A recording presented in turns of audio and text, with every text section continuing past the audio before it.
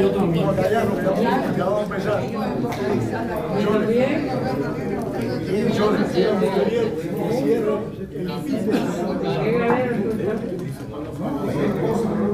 Yo siempre iba a la escuela.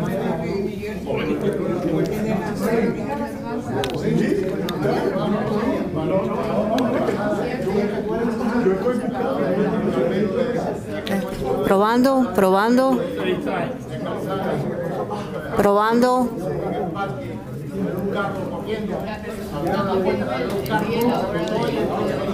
Por favor, tomen asiento. Los ponentes están todos ya en la mesa adelante. Ay, Dios.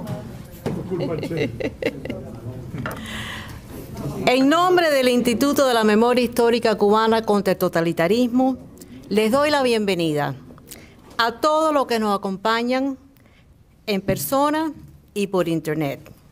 Mi nombre es Carmen de Toro Gómez y soy directora de finanzas del instituto. Quiero darle un saludo muy especial. Yo sé que todos viajan un poquito de Hialeah, de Kendall, de Westchester, pero hay una persona que viene muy lejos, que es el señor Morelli, de Filadelfia. Gracias. Muchas gracias. Esta tarde la conferencia que vamos a brindarle se titula Yo los he visto partir. Esta es posiblemente una de las conferencias más tristes que el instituto ha dado, pero estamos comprometidos con contar la verdad. Nuestra lucha ha sido demasiado larga y difícil, y los testimonios que van a escuchar hoy son de experiencias de primera mano de hermanos y hermanas que vieron al régimen asesino quitarle la vida a alguien. Muchos estuvieron al borde de perder la vida personalmente, pero vivieron para contar estos crímenes tan brutales. Sus vidas fueron impactadas muy fuertemente y se les agradece el esfuerzo de revivir estos episodios tan terribles. Todos los que van a presentar sus historias hoy tienen en común largos años de lucha. Han tenido vidas dedicadas a nuestra causa y nos contarán lo que sufrieron al ver seres queridos sacrificados por sus ideales. Los quiero invitar a ver las entrevistas que nuestro presidente Pedro Corzo está haciendo en YouTube. Encuentros con la memoria. Estas entrevistas tienen mucha más información valiosa y quiero felicitar a Pedro por este esfuerzo.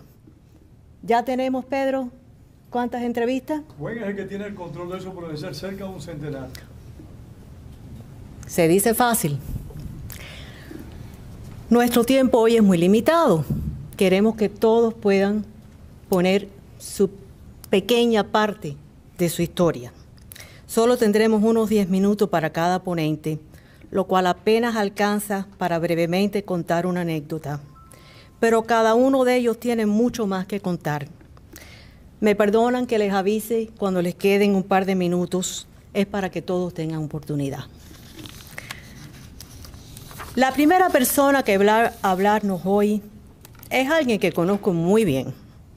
Y les puedo decir que si yo no compartiera su amor por Cuba, no pudiera estar al lado de él. Es una persona que estuvo preso 10 años, que ha sufrido y ha luchado desde muy niño, y lo seguirá haciendo hasta el último día de su vida, como dice él, aunque sea el último. Les presento al vicepresidente del instituto, mi esposo, Ramiro Gómez Barrueco. Manino.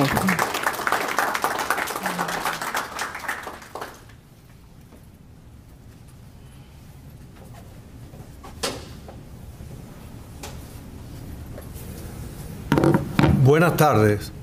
El destino unió a 3 individuos. ¿Se oye bien?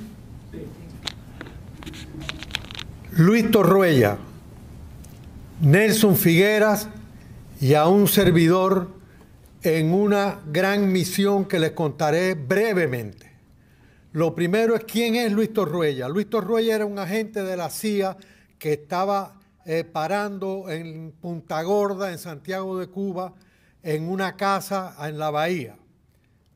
Un amigo mío llamado Johnny Fernández me dice, oye, vamos a conocer a un individuo que yo quiero que tú conozcas. Bueno, llegamos a la casa, me presenta a Luis Torruella.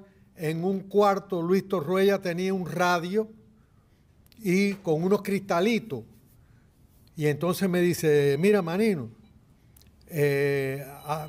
nos conocimos ahí mismo, ¿no? Me dice, yo voy a caer preso pronto y me van a fusilar. Y yo necesito que alguien aprenda a manejar estos cristalitos para que le transmita a la base lo que me pasó a mí, para que ellos sepan lo que está pasando. Entonces, yo quiero que tú le dije, mira, Luis, perdóname que te desilusione, pero yo no voy a aprender los cristalitos, ni voy a aprender el radio, que lo haga yo ni otro más. Yo lo que necesito es que tú me des armas o C4. Si puede, cuando tú puedas, no, espérate, bueno, a lo mejor, definitivamente, no, él se desilusionó, lo lamento mucho. Nos fuimos para el muelle y estuvimos conversando como 1 hora y media en el muelle ahí arriba del mar. Yo solamente les puedo decir que Luis Torruella, el agente de la CIA, era tremendo patriota, tremendo luchador por la libertad de Cuba, tremendo sacrificado, tremenda persona, y cuando yo me fui de allí, me fui en mi corazón con una persona que había conocido, que lo amaba, lo admiraba, pero no iba a coger los cristalitos. Me fui y dije, a este señor no lo veo más nunca. Llegué, entonces en mi casa mi hermano, que era coordinador provincial de propaganda del MRP, me dice, oye, manino, ven acá, tengo un problema. ¿Qué problema tú tienes? Mira, mañana vamos a llenar la ciudad de unos stickers que dicen las ideas no se matan, se combaten, no sé qué cosa. Le digo, bueno, ¿y cuál es el problema? Que en la mitad del barrio Vistalegre no tengo quien me las ponga. Le digo, ¿ese es tu problema? ¿Cuántas son? Mientras más mejor. Bueno, aquí tengo este paquete, dame el paquete. No, pero tiene que ser a las 8. Le digo, no, a las 8 no puede ser, porque estamos jugando básquet a las 8, yo y parte del grupo nuestro está jugando básquet. Tiene que ser más tarde. Bueno, a las 9, a las 9 salgo con el grupo, parte del grupo nuestro, y cuando salgo por la calle, cojo la calle 10 a una cuadra del G2 y empezamos a gritar, abajo Fidel, HP, traidor, abajo la tiranía, pero gritando. Y llega mi hermano y cuando ve eso se horroriza, se lo cuenta al MRP, a la directiva del MRP, y en la directiva del MRP estaba el jefe de acción provincial, que era Nelson Figuera. Y Nelson Figuera le dice, oye, voy a hablar con tu hermano, necesito hablar con tu hermano. Y digo, bueno, ok, yo voy a hablar con Nelson. Hablo con Nelson y Nelson nos ponemos de acuerdo porque necesitaba un chofer. Pero me dijo, fíjate, el problema del chofer mío es que a mí me van a matar. Y cuando a mí me paren, yo voy a matar antes que me maten. Y yo necesito que el chofer que esté conmigo también dispare. Le digo, ese es tu problema, ya yo soy tu chofer. Efectivamente, estuvimos, él cada vez que nos veíamos me ponía un arma corta al lado y íbamos a todos lados y no sé qué. Un buen día se va de casa de Barcelona para otra casa. Cuando lo voy a entrar en la casa, la gente de la casa dice que yo no puedo entrar.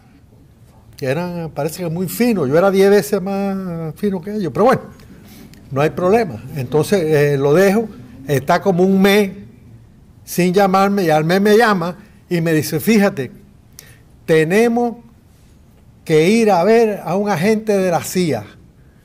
Y le digo, bueno, vamos para allá. ¿A dónde? Y digo, para Punta Gorda. Cuando me dijo eso, yo dije, pero no dije nada, porque en esta cosa nada más se habla y se dice exactamente lo que vamos a hacer y con qué lo vamos a hacer.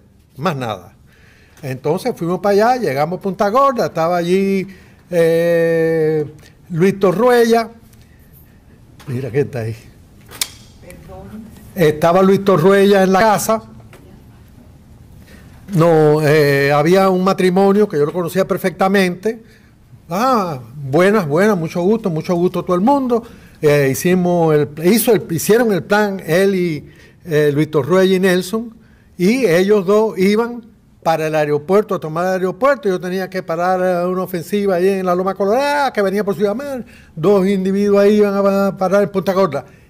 Y le pedí a Luis que dónde estaba el C4, por favor, que me ayudara. Y me dice, ven el miércoles. Fui el miércoles, me dio como una libre C4, preparé mi C4. El domingo, 4, al otro domingo 4, le explota al primo de Estefan una calle y empieza a decir, Manino, me empieza a llamar. Van, me meten preso y me meten en el castillito del G2. Cuando me meten en el castillito del G2, en la Bartolina número 4, en la Bartolina número 1 estaba Luis Torruella. Y ahora viene la despedida entre Luis Torruella y yo. Lo vienen a buscar para fusilarlo. Después yo explico. Lo vienen a buscar para fusilarlo. Todo el mundo erizado. Luis le dice a los guardias que vienen que por favor si le pueden conceder una última petición. Le dicen, sí, ¿cuál es tu petición? Bueno, mi petición es que me dejen despedirme de Manino un momento, un minuto. Entonces los guardias dicen, sí, está bien.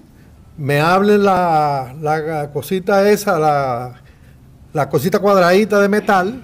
Viene Luis, mete la mano por la ventanita y me enseña una fotico de 1 pulgada cuadrada, 1,5 pulgadas, una rubiecita que tendría 1 año y medio, 2 años. Y me dice, Manino, esta es mi niña, esta es mi hija. Yo quiero que tú la localices y le digas, le mandes a decir que su padre es un patriota, que su padre murió como un hombre, que la quiero, que la adoro y que voy a morir con ella en mi corazón. Y se metió la fotica aquí. Desafortunadamente para él no lo fusilaron esa noche. La fusilaron 2 o 3 meses después porque los llevaron por un lugar que se llama Arroyo Blanco y lo sometieron a torturas físicas y psicológicas durante 2 meses. Después lo llevaron para Boniato, tuvo unos días y lo fusilaron. Esa es mi despedida de Luis Torruella. Mi despedida de Nelson Figuera es que estamos nos llevan para Boniato. Nelson estaba ya en una galera frente 4A, yo estaba en la 4B, pero a veces dejaban pasar de un lado a otro a los presos que pedían. Eso lo trasladan momentáneamente a Nelson hacia la galera donde yo estaba y no sé, él siempre que nos veíamos nos vacilábamos. Pues él era muy católico, él era de la JOC. Él era dirigente de la JOC, había sido un individuo muy grande en el movimiento 26 de julio. Entonces él decía que él iba a hacer lo que pudiera por mí cuando llegáramos los dos a hablar con San Pedro, con San Pedro, que él iba a interceder por mí, porque a mí, cuando me vieran en el cielo, me iban a entrar a San Pedro, me iba a entrar a patada allí, y me iba a tirar, de ahí me iba a botar. Y estábamos siempre en esa, porque no sabíamos quién iban a fusilar primero, si a él o a mí. Yo estaba bien complicado, no voy a dar detalles. Entonces, habían 2, tengo 10 minutos ya, me quedan 2. Bueno, entonces, lo cogen, lo llaman, todo el mundo, estábamos hablando en la celda de Mayito Arrue y había 2 nubes y él me dice, mira Manino, yo para que tú veas que soy tu amigo, yo te voy a esperar en la nube aquella y cuando tú llegues, la nube que está en la derecha es la tuya, la mía es la que está en la izquierda y yo voy a ir contigo y cuando lleguemos ahí San Pedro, pero entonces lo llama Amadito Amado Rodríguez Fernández lo llama, que estaba en esa misma galera. Yo no sabía para qué lo había llamado. No, nosotros venimos ahora. Van, se están como media hora, una hora, regresan. Y como a los 5 o 10 minutos, Nelson Figuera, la gente se electrificó porque todo el mundo sabía que era para fusilarlo. Entonces Mayito, Amadito y yo, que éramos los amigos grandes de él, lo acompañamos, pero otra gente también lo acompañó hasta la reja. Cuando llegamos a la reja, él dice, fíjense bien, estaban en una pila de guardia ahí con él, y le dice, que ninguno de estos vaya a decir que yo me acobardé cuando me fueron a fusilar. Porque yo estoy sereno y por si acaso no le tengo miedo a la muerte, porque llevo en mi pecho a Jesucristo nuestro, y cuando se toca se da cuenta que no tiene el rosario que él usaba en el pecho. Y dice, mi rosario, es la única vez que lo vi pálido en la vida, la única vez. Y entonces yo digo, yo lo voy a buscar y me viro. Pero Amadito dice, no, menino, yo sé dónde está. Y sale corriendo, busca el rosario y se lo trae. Nelson se pone el rosario, nos da un abrazo a través de la reja y con paso sereno y firme se alejó entre los guardias. Así yo lo vi partir. ¿Cuánto me queda? 0.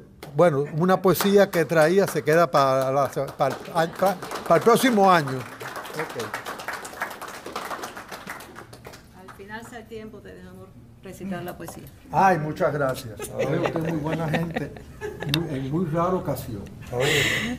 Pudiera hablar mucho rato de cada uno de los ponentes, pero voy a ser muy breve porque sus historias son muy ricas. No quiero robarles tiempo.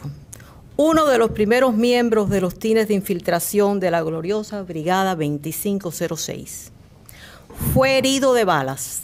Increíblemente se salvó de la muerte. Lleva esa huella en el pecho como una medalla de honor. Estuvo preso en las cárceles cubanas y hoy nos contará sus vivencias. Jorge Gutiérrez Izaguirre, el sheriff.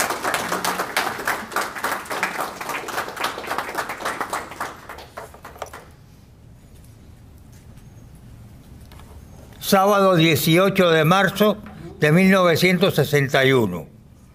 Estoy en la guerrilla número 1 del MRR, que acampamos en la finca Manuelita de Prendes, término de Calimete, en una zona eufemísticamente conocida como La Montaña. Hay movimientos de tropas por los alrededores. Mi último mensaje radiotelegráfico a la Agencia Central de Inteligencia decía así: movimiento de tropas en la zona. Todo hace indicar de que nos han abandonado. Quiera Dios que ustedes en su país nunca lleguen a pasar lo que estamos pasando nosotros en el nuestro. Domingo 19 de marzo, 8 de la mañana. Se escucha una balacera. Parte de la tropa castrista hace contacto con nuestro observador avanzado, quien había recientemente en ese momento ocupado esa posta. Se escucha la balacera y ahí muere Osvaldo Oliva, joven de Canací. Y tenemos la gran sospecha de que fue rematado estando vivo. Procedemos a la evacuación del campamento. Sale la primera parte de la guerrilla y yo decido, contrario a lo que se me había ordenado, quedarme para el final con la idea de poner una granada debajo del equipo de radio, telegrafía, de campaña, que estaba allí montado, pero me fue imposible. Arrancamos, fuimos a atravesar una explanada tratando de llegar a un callo de monte. Junto a mí iban 2 de los guerrilleros. Reinerio Hernández, conocido como Rey, mecánico del pueblo de Jovellanos, casi todos eran de Jovellanos, y Raúl Figueroa, y el que le sirve. Estamos atravesando la explanada con la idea de llegar a un callo de monte en las cercanías. Pero venía un grupo numeroso de soldados castristas. Comenzamos el intercambio de fuego de nosotros hacia ellos y ellos hacia nosotros. Una ráfaga de fusil FAL hace caer muertos instantáneamente a mi lado a Reinerio Hernández y a Raúl Figueroa. Y yo caigo herido, con el pecho atravesado, y siempre, todo el tiempo que estuve allí sin perder el conocimiento. Ahí tenemos 3 mártires de la patria. Osvaldo Oliva, joven de Canací, Reinerio Hernández y Raúl Figueroa. Pero no han muerto. Porque como dijera José Martí, cuando se muere en brazos de la patria agradecida, la muerte acaba, la prisión se rompe y comienza al fin con el morir la vida. Gracias.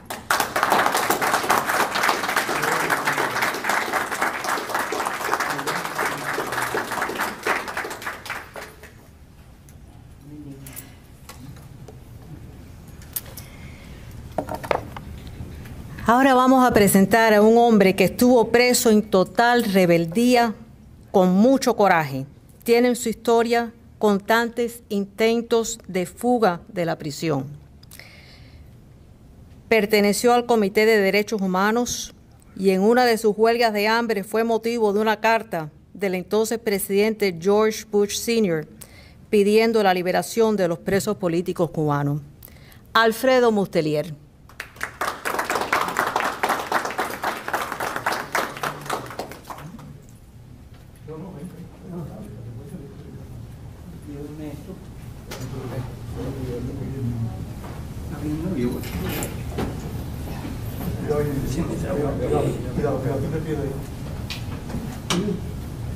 Tienen que me disculpe, yo soy ciego. Tranquilo. Un guardia se llama Livio Palmero, me sacó los ojos ese un bayonetazo y perdió la vida. No, cuidado, como te digo. Cuidado, Pedro. Cuidado. Tengo que aguantarme de algo. Aguántate aquí te puedo aguantar. Aquí. Sí.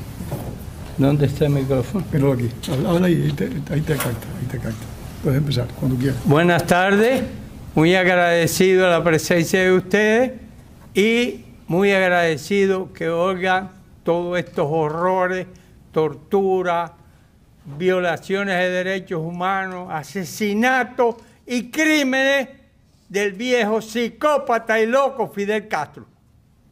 Mi nombre es Alfredo Mustelier Nuevo. Mi hermano fusilado, saca la foto, Alfredo Alberto Mustelier Nuevo, cayó con 17 años en el servicio por estar conspirando con armas. Le echaron 10 años, logró fugarse de la prisión entre Boniato y El Mijial y estuvo 3 años y pico fugado en la calle. Yo estaba conspirando desde el mismo año 59, cuando vi en la sierra asesinatos, vi violaciones, los comunistas, y automáticamente cambié y me integré a una organización que se llama Los Juramentados del Ejército Rebelde para justiciar a Fidel Castro por traidor a la patria y al pueblo de Cuba y mercenario a la Unión Soviética.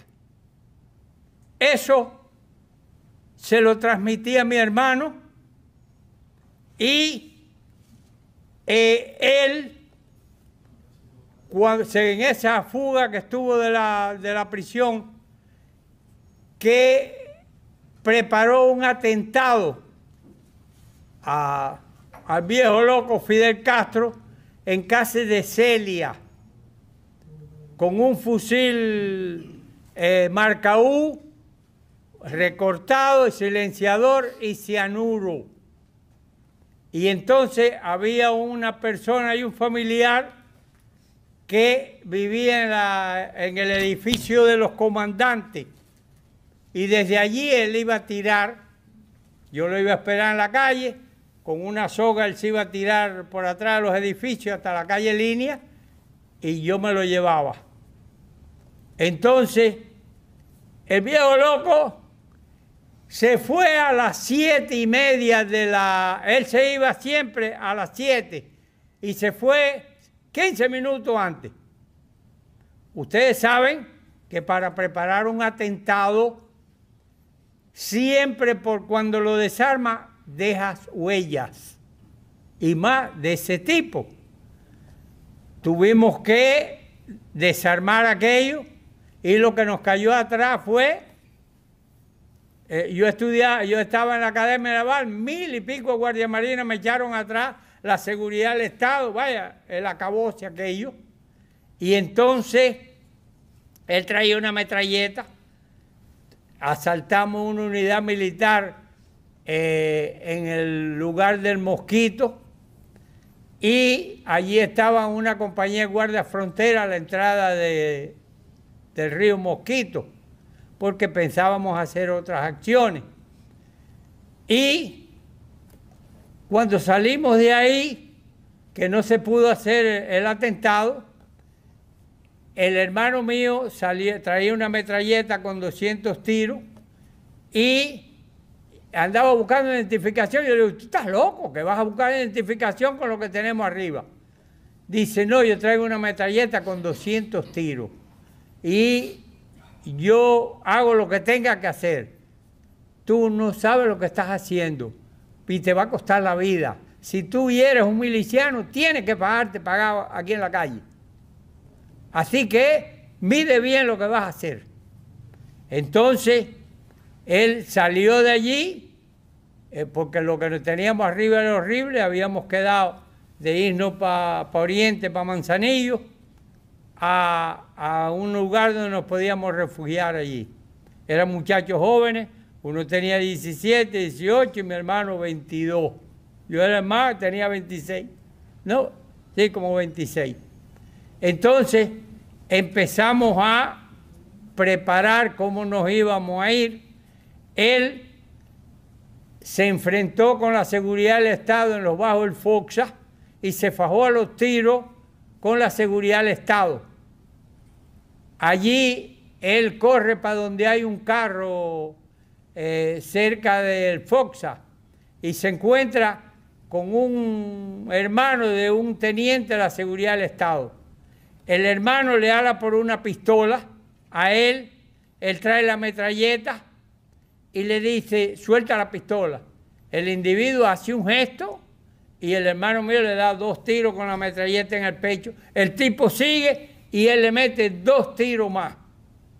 Recuerdo que en la seguridad del Estado, el gallego Franco me dijo a mí, tu hermano es un asesino. Y mi hermano es lo más noble que hay. Si él se empata conmigo, yo le meto los 40 tiros a la metralleta. Tú eres más asesino que él, más asesino eres tú, que estás fusilando y haciendo crímenes aquí.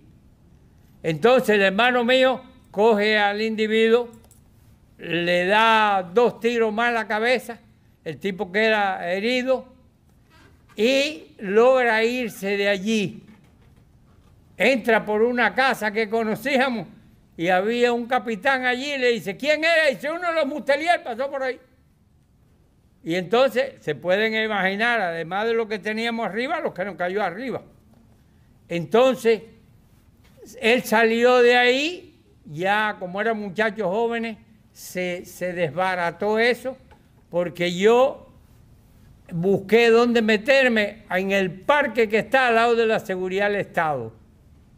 Ellos locos buscándonos por La Habana, nosotros allí en una casa al lado del parque. No los podían encontrar, pero eran muchachos jóvenes, rompieron la disciplina, ya había sido militar. Entonces, aquello fue tremendo, cada uno haciendo lo suyo, y él salió y se fue en el tren Jersey. Pero el problema de él es que no, yo no diría que era valiente, era temerario, no medía el peligro. Entonces se montó en el tren Jersey y fue buscando irse en el tren Jersey, para Manzanillo por Oriente. Y él iba a cara descubierta, así como nada. Entonces cogió, ahí mismo lo cogieron en el tren y lo llevaron para la seguridad del Estado. Y yo vi el maletín de él ahí, tenía un maletín de médico con la metralleta, y vi el maletín y digo, oh, a este lo cogieron. Entonces, a mí me detectaron por una persona ahí, que yo pasé por la casa de ella, y le dijo el comentario que yo estaba huyendo, y el tío de ella era primer teniente de la seguridad del Estado. Y ese señor echó para adelante todo, lo que me cayó arriba fue horrible. Yo aprendí con gente que se había ido del sistema, un poco de inteligencia y contrainteligencia. Empecé a chequearme por toda La Habana y contrachequearme, pero qué va, traía como 3 o 4 carros de seguridad del Estado y aquello fue tremendo. Entonces estuvieron desde las 6 de la tarde como hasta las 12 de la noche.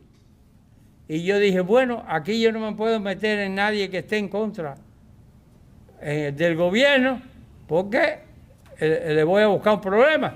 ¿Y dónde creen que me metí? En casa de un policía. Allí estaba viendo a Fidel y yo tranquilamente viendo a Fidel allí, digo, mira esto. Entonces ellos llamaron al apartamento, ¿quién estaba allí? Ella le dijo que estaba yo. Yo dije, oh, esto se fastidió. Entonces entran. Y cuando entraron a la puerta me cogieron por el cuello y yo no sé cuántas pistolas y cuántos acá tenía en la cabeza. Y de allí me sacaron delante del cine Acapulco. Había como 100 y pico personas allí viendo la detención mía. Entonces me llevaron, yo traté de que esa gente dijeran algo en contra mía, que ahí mismo voy a empezar a gritar, digo, aquí me voy a despachar con la cuchara gorda. Entonces cogieron, ¿no?, un silencio total, me llevaron para la seguridad del Estado y allí estuvimos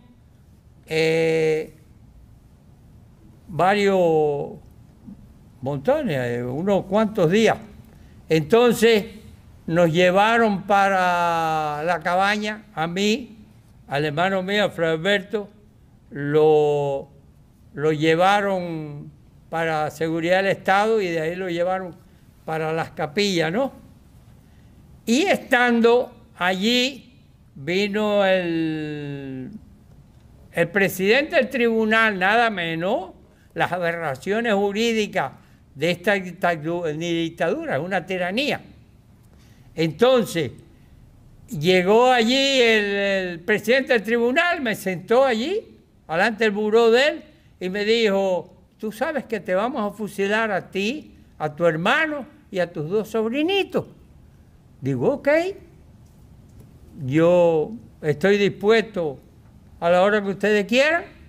Yo lo que quiero es que con el mismo valor que yo estoy aquí esperando el fusilamiento, sea mañana el que cuando a ti te juzguen por criminal, asesino, violador de los derechos humanos, ¿qué has hecho durante toda tu vida aquí en este tribunal? A él le decían cara de crimen, que tenía la cara muy picada, ¿no? Presidente, gracias a Dios, el diablo se lo llevó. Entonces, cuando salimos de ahí, del tribunal, no me dejó hablar, me sacó en volante. Ustedes se imaginan, el presidente de un tribunal llamando a los que él va a juzgar, así. Bueno, entonces nos llevaron al juicio. Cuando estábamos en el juicio, yo estaba sentado así y cerca a un pasillito y al lado estaba el hermano mío. Y entonces me tocó hablar y me dice, ¿por qué usted nunca quiso pertenecer al Partido Comunista? Yo, por la misma razón que me ve aquí. Entonces, bueno, empezamos a hablar de leyes y de cosas. Y le dije lo aberrante que eran y que cómo se podía ser juez y presidente del tribunal y comunista y todas esas cosas. Entonces, cuando estábamos en eso, llegan como 4 o 5 oficiales de la gente de Raúl Castro, yo los conocía, andaban vestidos de uniforme de gabardina, con una pistola que son color de cuero natural, ¿no? Y los peines de costado, no van ni siquiera de lado. Cuando yo vi aquello, el hermano mío estaba sentado al lado mío y él no sabía. Y me mira y me hace señas, levanta. Me dice, ¿qué está pasando? Entonces yo me paso la cara así, la mano por la cara y me paso el dedo por el cuello, ¿no? Le hago así. ¿Qué tú crees que me contesta? Me dice, ¡ay, cágate en eso! Y yo dije, ¿verdad que esto tiene unos valores? Estamos un poquito cortos de tiempo. Está bien, ya voy a cortar. Acá, entonces, cuando llegó de allí, el juicio terminó a las 9:30 y a las 9:45 lo fusilaron a él. Mi madre enfrente de la cabaña oyó el fusilamiento, los tiros de gracia y se mataron a mi hijo. Se le cayó hasta el pelo. Y entonces yo estuve esperando allí, yo a 20 metros donde yo estaba. Lo fusilaron. Yo dije, bueno, atrás voy yo. Pero ellos decían que yo era gente de la CIA. Y entonces, eso dicen los comunistas. Y entonces no me llevaron, me tuvieron 45 días en capilla esperando para fusilarme. Y yo y el fusilamiento, todo eso, estuve 45 días esperando que me fusilaran. Por supuesto que me sacaron todo el miedo del cuerpo. Muchas gracias.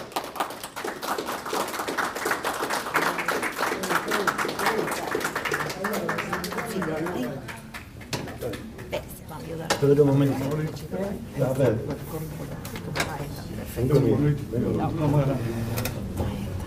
Sigue caminando frente a la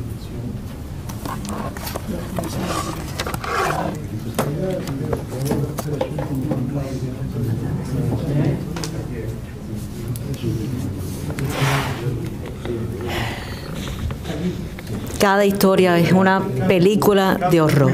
Sí. Muestra la foto que abuela pueda tomar. Ese es el hermano de Montelier. El espejo, mira La foto, la foto. ¿Dónde la pusiste? Ah, viene para acá. Sí.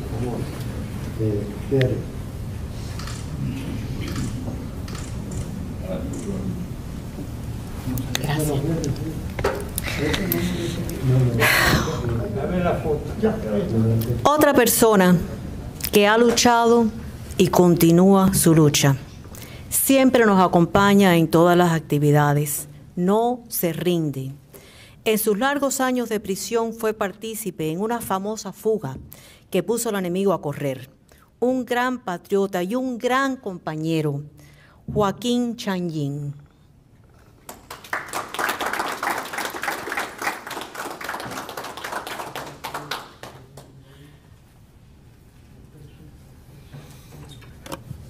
Buenas tardes.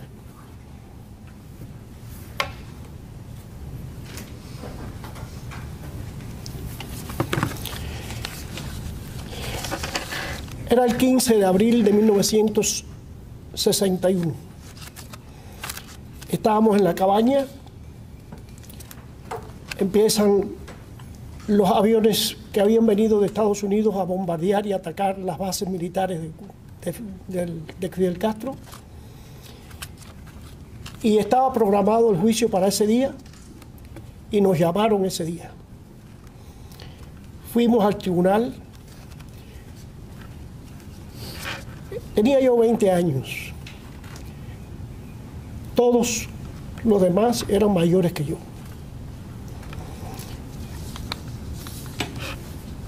Antes de ir para el tribunal, había una sola pena de muerte. Se llamó Carlos Antonio Rodríguez Cabo. Me dijo, consígueme un tabaco, el mejor y el más grande que puedas. Conseguí el tabaco. Se lo puse en el bolsillo y fuimos para juicio. Después de acusar de cuantas cosas habidas y por haber, que todos conocemos, se acusan en Cuba, se le pidió pena de muerte por fusilamiento a Carlos Antonio Rodríguez Cabo. En el momento en que el fiscal anunciaba la pena, Carlos se levantó, cogió el tabaco, se lo puso en la boca, lo encendió con una tranquilidad y una ecuanimidad increíble, un valor extraordinario.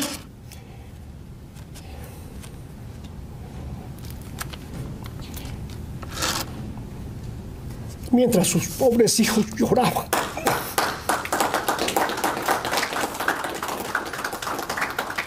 Y su señora gritaba. Así terminó el juicio. Salimos de allí, por supuesto, lo sacaron, lo llevaron aparte y fuimos para la galera de nuevo. Ya desde que salimos, otro compañero entrañable para mí, Efraín Rodríguez López, que fue con un padre que no había sido sentenciado ni juzgado por pena de muerte, me dijo, me van a matar. Digo, ¿por qué? Pelayo Paredón, entonces presidente del tribunal, había reconocido a aquella persona y me dijo, indudablemente me van a fusilar. Y así fue. Vino al otro día la sentencia de pena de muerte. Se despidió de nosotros allí en la galera con esa increíble ecuanimidad de aquella generación. Y así salió para la galera de los fusilados. Todavía tuve dos tremendas experiencias. Dos muchachos que nos habíamos hecho extraordinariamente amigos porque tenían mi edad, porque eran tremendos muchachos. Eran Virgilio Campanería Ángel, Alberto Tapia Roano. Les llamaron a juicio. Sabían porque les habían ya pedido pena de muerte. Y fue una despedida increíblemente triste.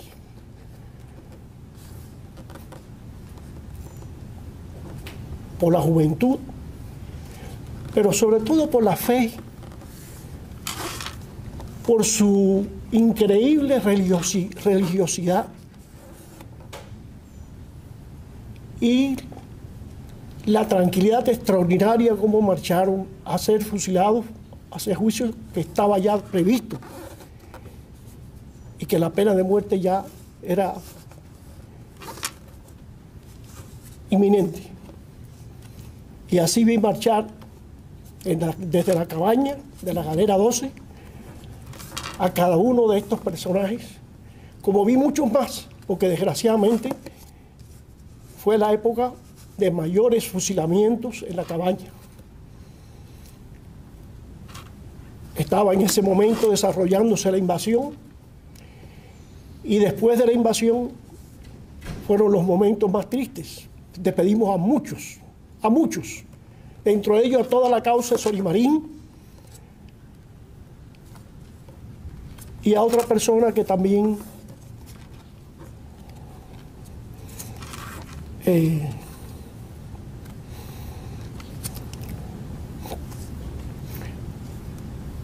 bueno, fueron muchos, extraordinariamente, una cantidad enorme de personas fusilados. Oímos muchas veces la metralla de la fusilería y después los tiros de gracia desde las mismas galeras donde estábamos, porque los fusilamientos, como muchos saben, eran en los mismos fosos de la cabaña donde daban la parte de atrás de las galeras. Ese es todo mi testimonio.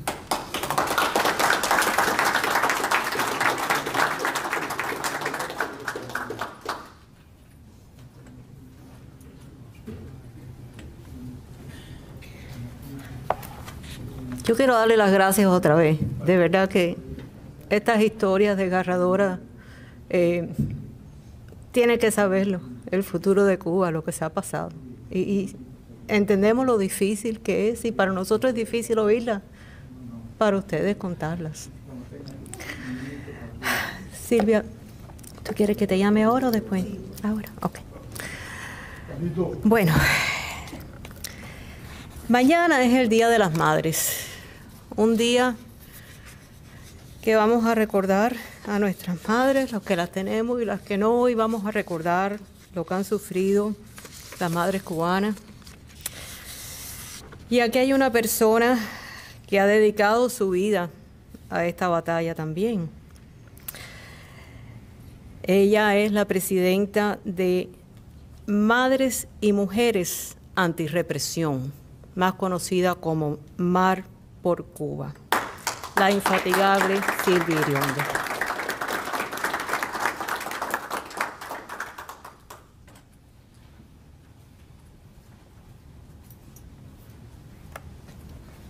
Muchísimas gracias, muchísimas gracias. Ante todo, como ha dicho, mañana es el Día de las Madres y yo quiero dedicar este testimonio precisamente a las madres cubanas, comenzando por el presidio político femenino cubano, siguiendo por aquellas madres que tuvieron que enviar a sus hijos a través de la operación Pedro Pan, o por aquellas otras que tratando de llegar a tierras de libertad perdieron a sus hijos en el estrecho de la Florida. Y de ahí, y todas las demás madres, especialmente 4 madres muy especiales, de cuyo hecho voy a hablar hoy. Yo fui testigo, como pudieron haber sido cualesquiera otras personas que a lo largo de la historia de Hermanos al Rescate fueron de voluntarios en los avionetas indefensas, civiles y desarmadas de Hermanos al Rescate. Corría el año 1994, Hermanos al Rescate se funda en 1991. En 1994, a raíz del éxodo masivo del 94, todos los días habían cubanos en ese estrecho de la Florida, hombres, mujeres y niños que desesperadamente trataban de llegar a tierras de libertad.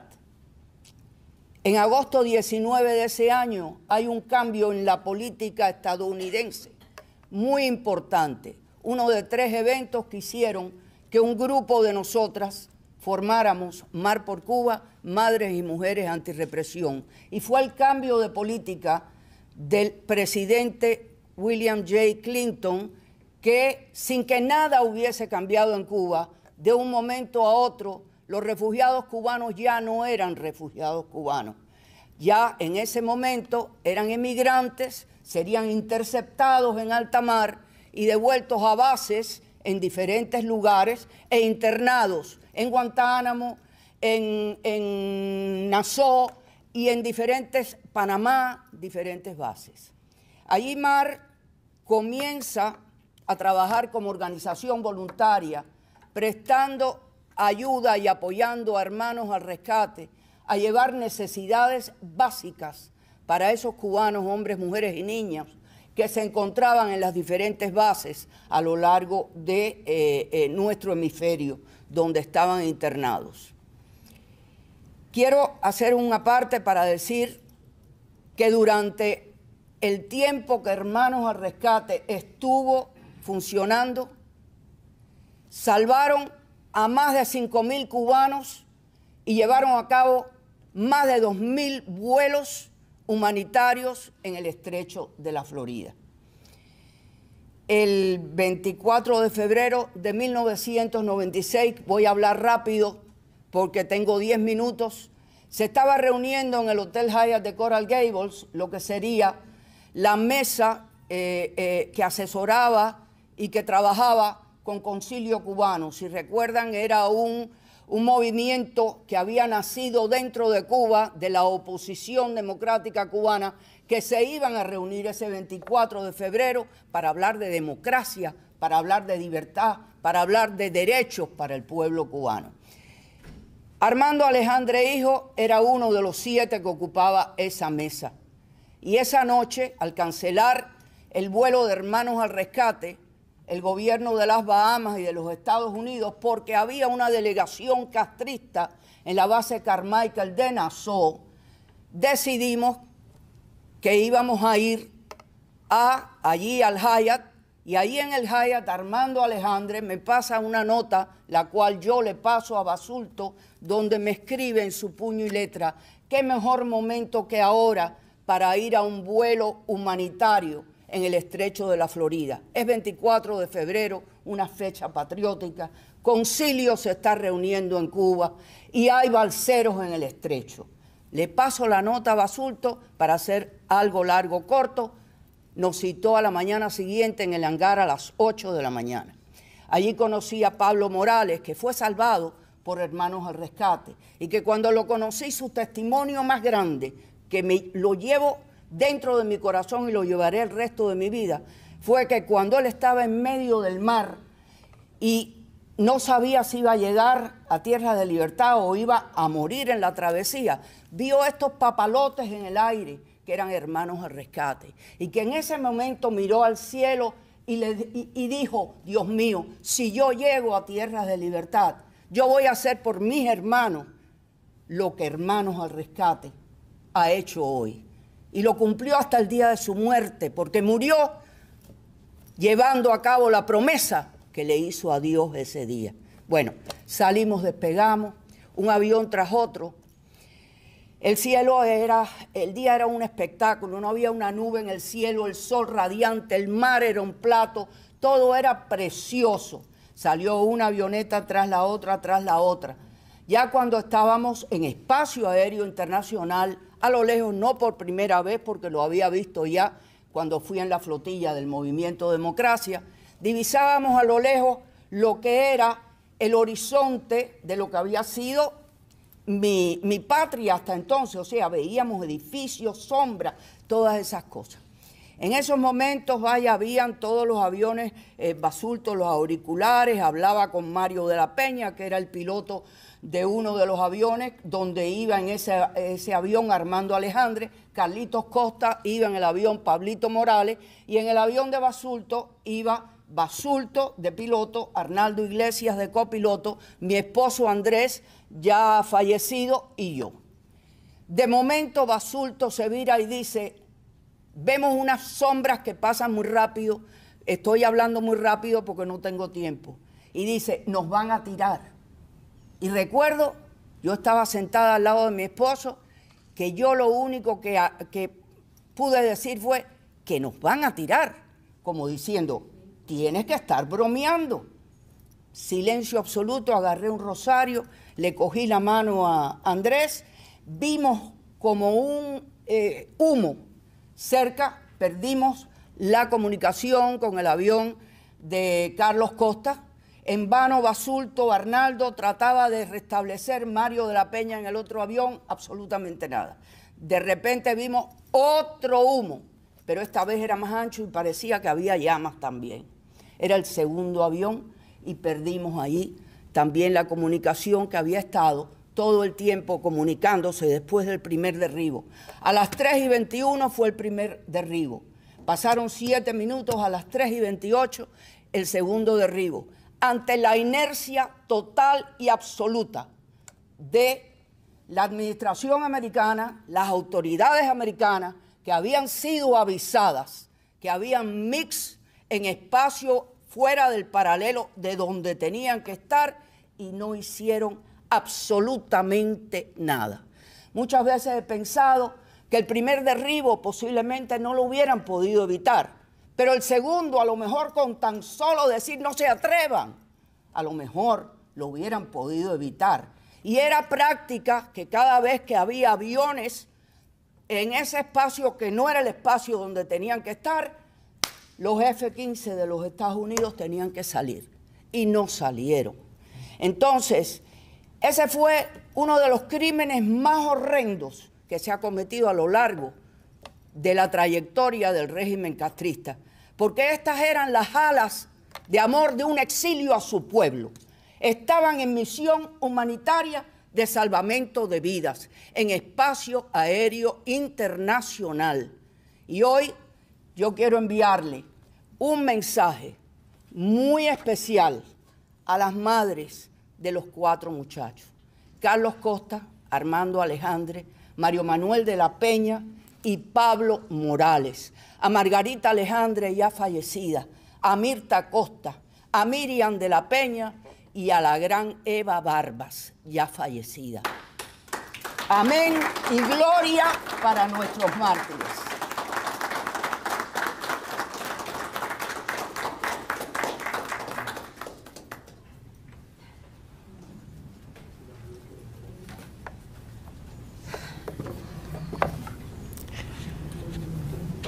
Tenemos que seguir. Hay que continuar y hay que ganar esta batalla. Quiero que sepan que hoy estamos hablando de las madres porque mañana es la víspera de las madres y el mes que viene es el Día de los Padres y el instituto lo va a celebrar y recordar los padres poniendo un documental muy bello que tenemos que se llama Tributo a Papá. No sé si será aquí o será en otra biblioteca, estén al tanto para que no se lo pierdan. Ahora quiero llamar a un joven, un muchacho siendo muy joven, campesino en el Escambray, de una familia muy anticastrista. Participó en combates y cayó herido. Estando preso, su familia fue de los pueblos cautivos, primero en Pinar del Río, Sandino, después en Camagüey. Aquí con su vivencia, Raúl García Quecholi.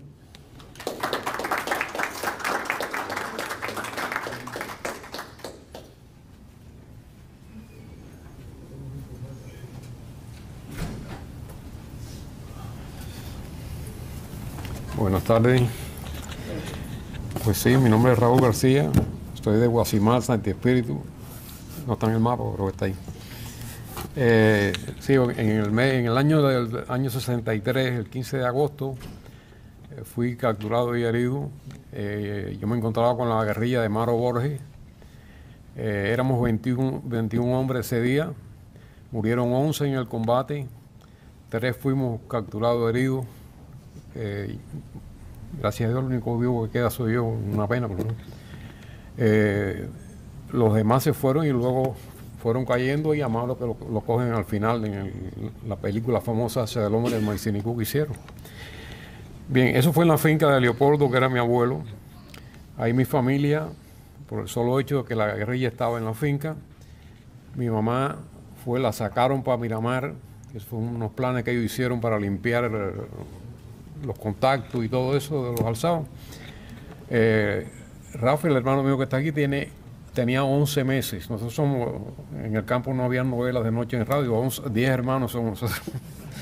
Entonces, él tenía 11 meses, yo tenía 17 cuando caí. En Miramar, mi papá preso para Sandino, primero el condado, un lugar que es un centro de investigación que hicieron ahí, que fue un desastre lo que hicieron con los campesinos ahí.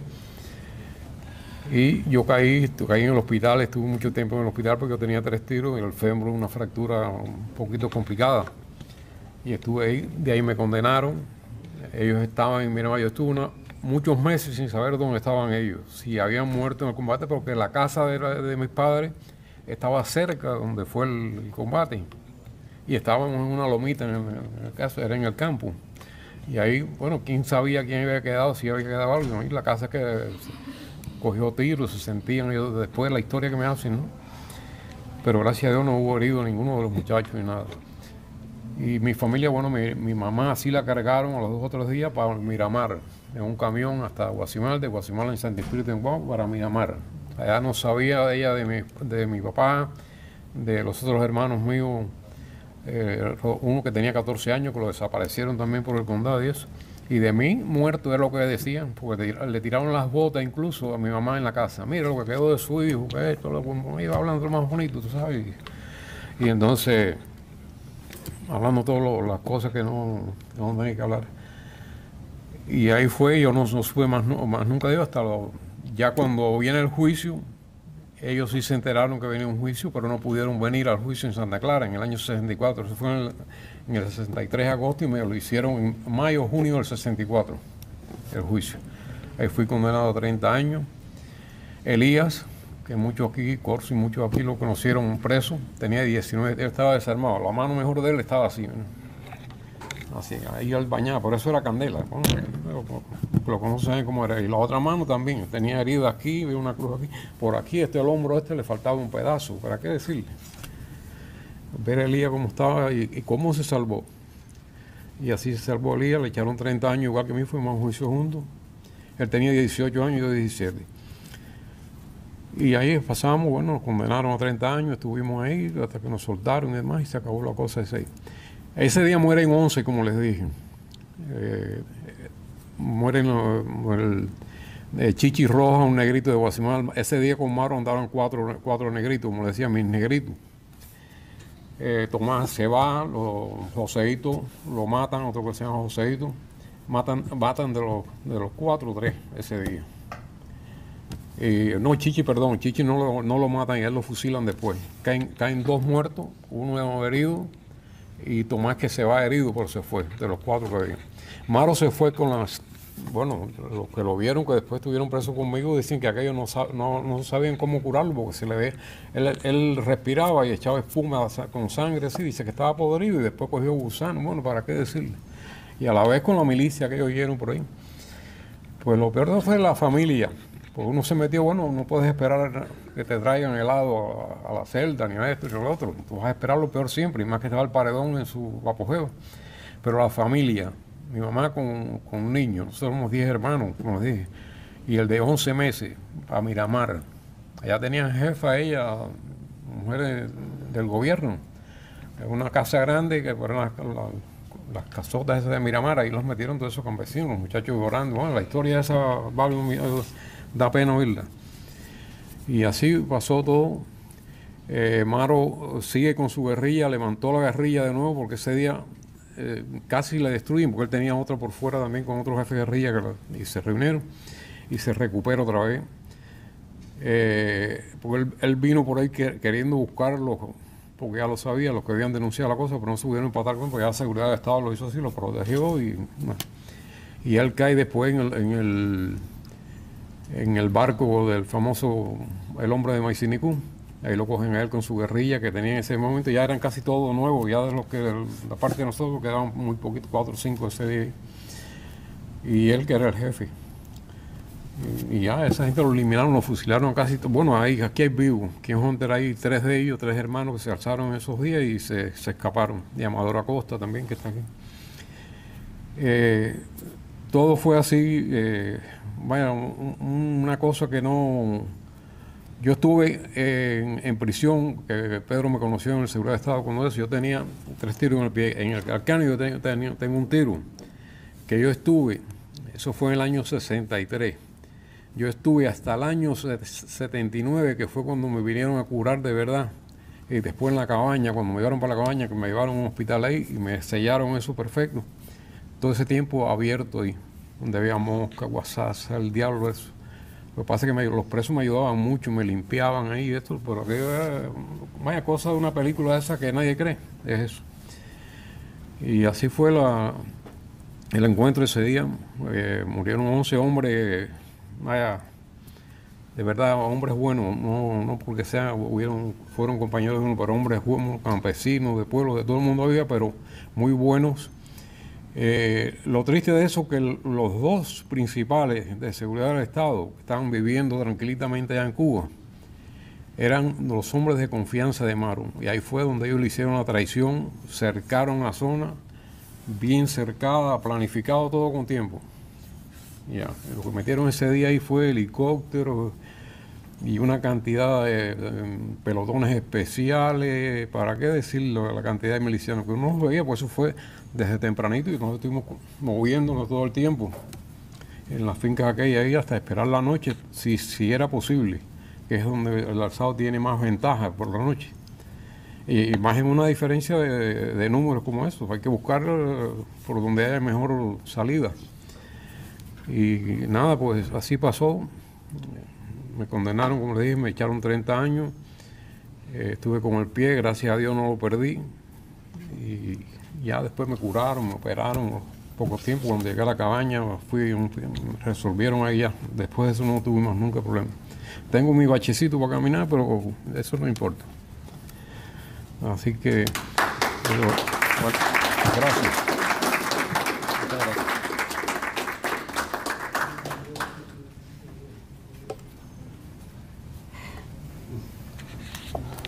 Lo importante que vivieron para poder contarlo. Ahora un hombre que estuvo preso y siempre se mantuvo en rebeldía. No ha parado de luchar y contarnos la bella historia que le tocó vivir al ser nombrado el representante de Pedro Luis Boitel hasta el día de su muerte por huelga de hambre. Por favor, Osvaldo Figueroa Maqueca.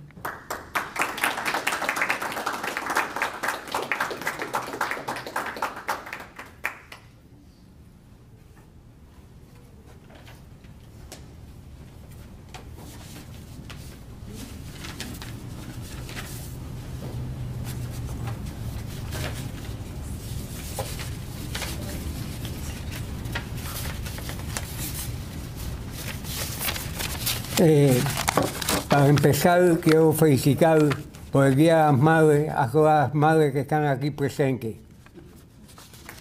Que pasen buen día mañana.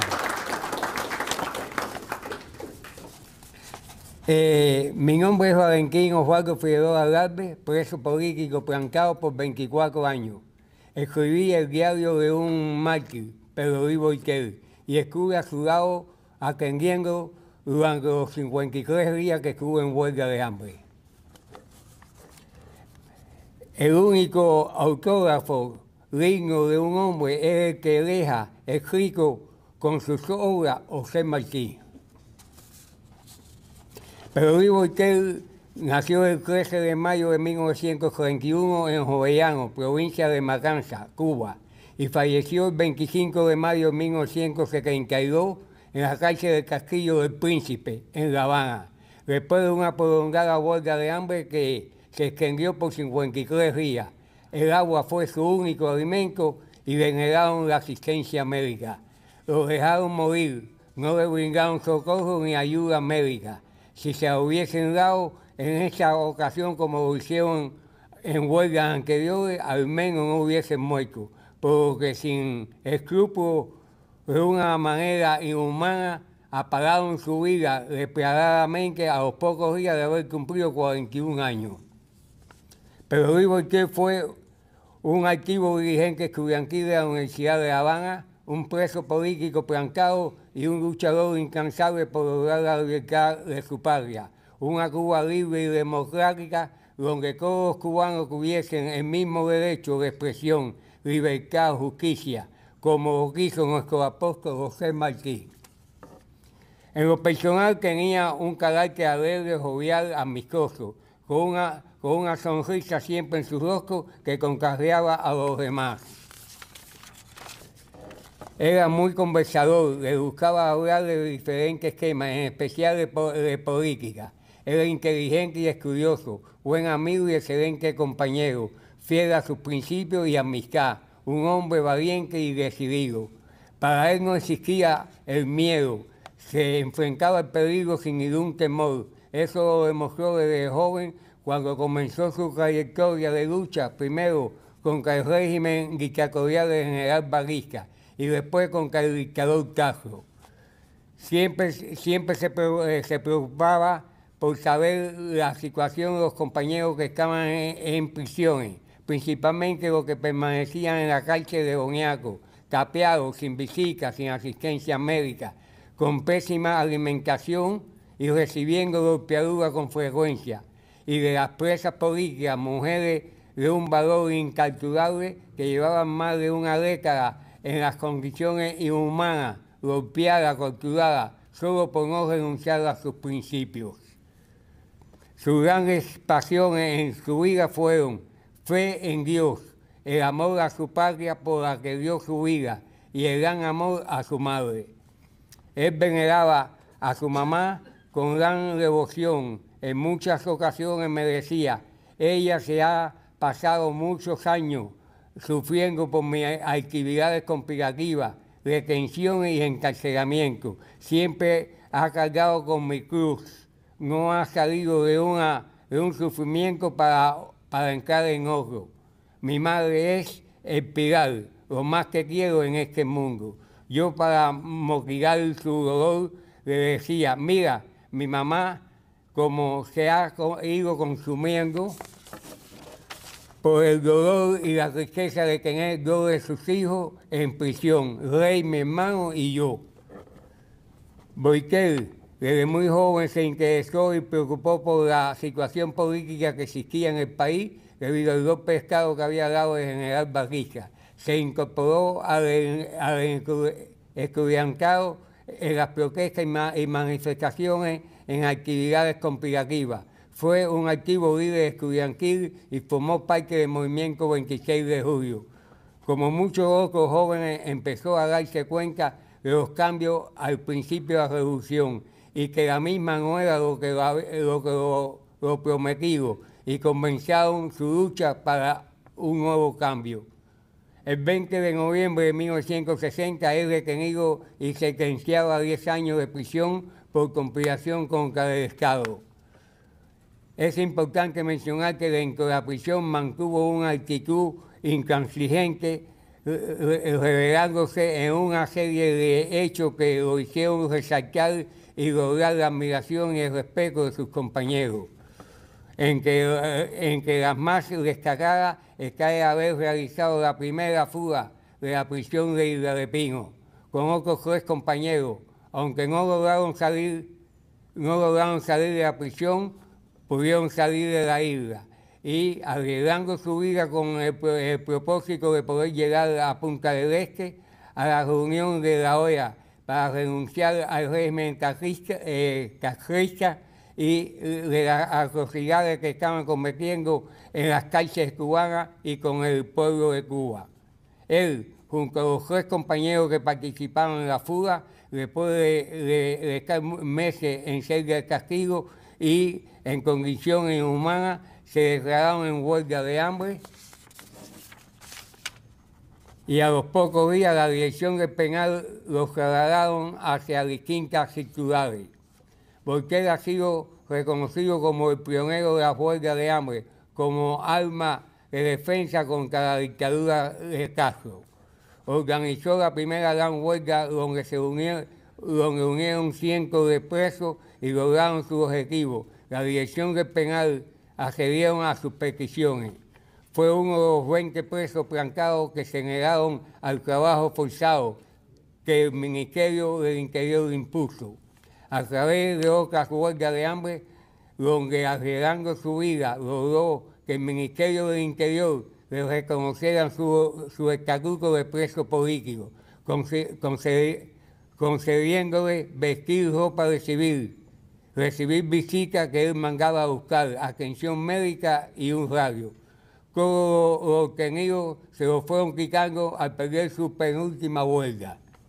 Unos meses después, lo trasladaron para la prisión del Castillo del Príncipe, a la sala 7ª, donde estábamos un pequeño grupo de presos aislados del resto del presidio. Cuando Boitel me dijo que estaba en huelga de hambre, nunca pensé que fuera a morir en la misma, Pensé que era una más de las tantas que ha tenido y desgraciadamente fue la última. En una conversación con él cuando llevaba mes y medio en ayuno, le dije, acuérdate que ellos tienen la fuerza y el poder. Sí, me respondió, ellos tendrán la fuerza bruta, pero yo tengo la fuerza moral y el coraje de enfrentarme a ellos. Maqueta, no pretendo la muerte, pero no la rehuyo. Los últimos días de la huelga fueron los más tristes y dolorosos que tuve en mis largos años de presidio, al ver a un ser humano, a un compañero, a un amigo, al hermano del cautiverio, irse consumiendo lentamente. Sin poder resistir más, le dije, Boitel, ¿no comprende que Fidel quiere asesinarte para salir de aquí y de tu rebeldía? Movió su cabeza lentamente y con una mirada firme, tomando aire, pues apenas podía respirar, me respondió. Él podrá matar y acabar con mi cuerpo, pero nunca con mi espíritu y mis principios. Eso no lo podrá lograr jamás. Descansó unos segundos, pues estaba muy débil. No le tengo miedo a la muerte. En los últimos días de vida, balbuceando palabras que apenas podía pronunciar, pegué en mi oído a sus labios y con voz débil como un susurro me dijo, Maqueta, acuérdate de velar por mi madre y sé amigo de mi hermano. Ella es lo más importante en mi vida. Entrégale esta foto a mi mamá. Esas fueron las últimas palabras de él. Después estuvo 3 días que era a través de señas. Me tenía loco así, no sabía, no entendía. Yo cogía un algodoncito, le mojaba en agua y se lo pasaba, y era como si volviera la vida para él. Boitel murió como mueren los valientes, de frente al enemigo. Su muerte será siempre un faro de día para los cubanos que aman la libertad. Cuando su vida se apagaba día a día frente a mis ojos, cuando escribía cada momento de su sufrimiento en los días de su huelga, estaba viendo ante mí como con admiración a un joven luchador por sus principios, un hombre que cuando su vida se apagaba, su nombre y su legado será ejemplo para las nuevas generaciones. Siempre he considerado que lo que lo mantenía vivo era su patriotismo y su principio y valentía. En sus últimos momentos de vida estuvo dando una batalla tremenda a un enemigo cruel y poderoso. Sus armas eran la moral, la razón y la justicia. Boitel nos enseñó el comportamiento de un idealista ante la muerte. En las nuevas generaciones no nacidas cuando él murió, se han creado movimientos de lucha con el nombre de Pedro Luis Boitel. Se entregaron premios de libertad Pedro Luis Boitel, representando su nombre un símbolo de resistencia combativa, un faro que alumbra el camino de la lucha, un mensaje a todas las nuevas generaciones que aman y luchan por la libertad. Boitel descansa en una tumba sin nombre, por orden de los dictadores Castro, pero eso no impidió que se convirtiera en un mártir del presidio político cubano. Actualmente las cárceles cubanas están llenas de valientes hombres, mujeres y adolescentes que en distintas prisiones resisten con valentía la crueldad inhumana del régimen comunista.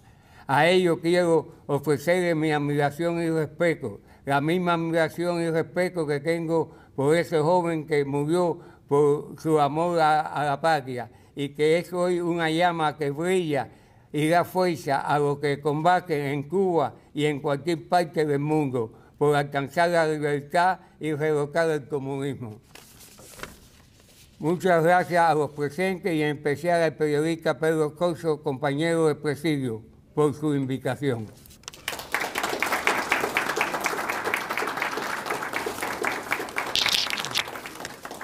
El libro de él es muy triste. Ha habido hombres que lo han leído y han terminado llorando. Muchas gracias.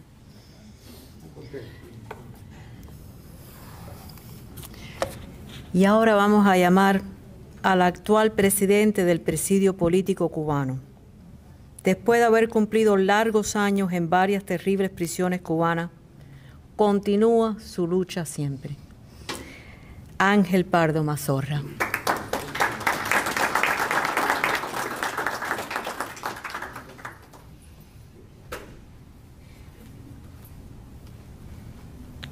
Muy buenas tardes.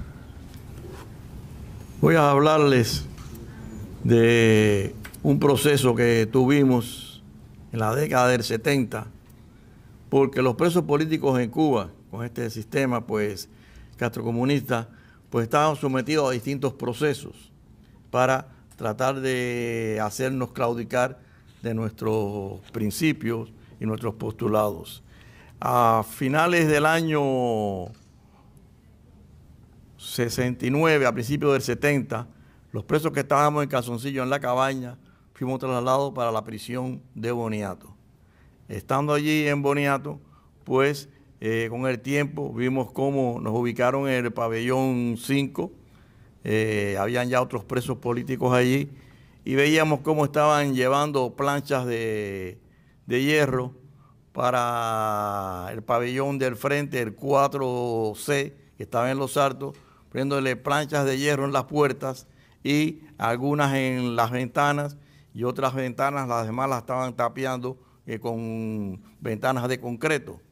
El 5 de enero del año 71, pues nos trasladan a un grupo, los de Calzoncillo, para el 4C, para las celdas tapiadas, y allí nos fuimos alrededor de unos 70, habían 40 celdas, 20 a cada lado, ya estábamos de 2, ya había 3 por celdas, y para ser sometidos a un proceso psicobiológico de tortura. Con el tiempo, a medida que iban pasando los meses, pues se fueron acrecentando los trastornos de la incomunicación, la falta de alimentación, muchas enfermedades se estaban presentando, pues carecíamos de asistencia médica, estábamos incomunicados, no teníamos, por supuesto, ni visita, ni ningún tipo de correspondencia, y para comunicarnos, pues, ¿qué hicimos? Pues abríamos huecos en las paredes para ir comunicarnos por las celdas, para así tener algún tipo de comunicación.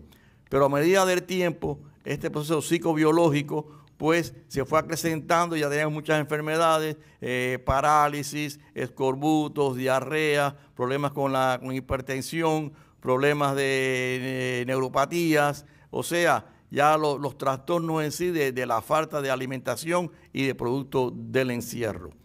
Producto de ello, pues a finales del mes de enero del año 72, ya casi llevábamos un año en esa situación, pues uno de los presos que estaban allí, llamado Ibrahim Torres Martínez, Erpire, pues presenta una crisis muy grande.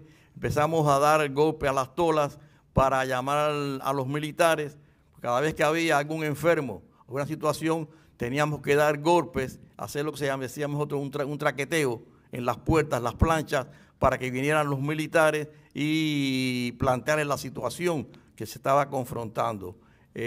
A Piri casi se desmaya, damos un fuerte traqueteo, viene el oficial de guardia con la guarnición y se plantea la situación, van a buscar una camilla y se lo llevan en camilla para el hospitalito de la prisión de Boniato.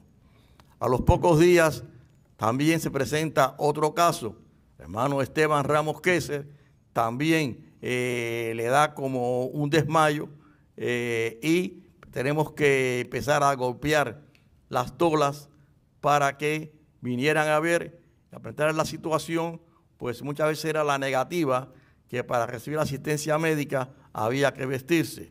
Y, por supuesto, pues no se aceptaba ese tipo de chantaje, ya que la forma era que si claudicábamos, pues entonces el presidio a pasar por ese proceso porque esos eran los procesos más diabólicos que estaba cometiendo el régimen contra los presos políticos.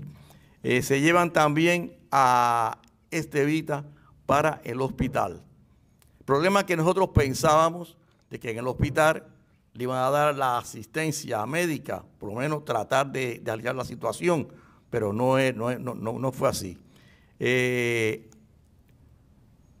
día 3 de febrero del año 72, viene por la noche el oficial de guardia y llama a Tito y Israel Torres Martínez, hermano de Pire, y le traen un pijama, dice, para que vaya al hospital a ver a su hermano que está grave.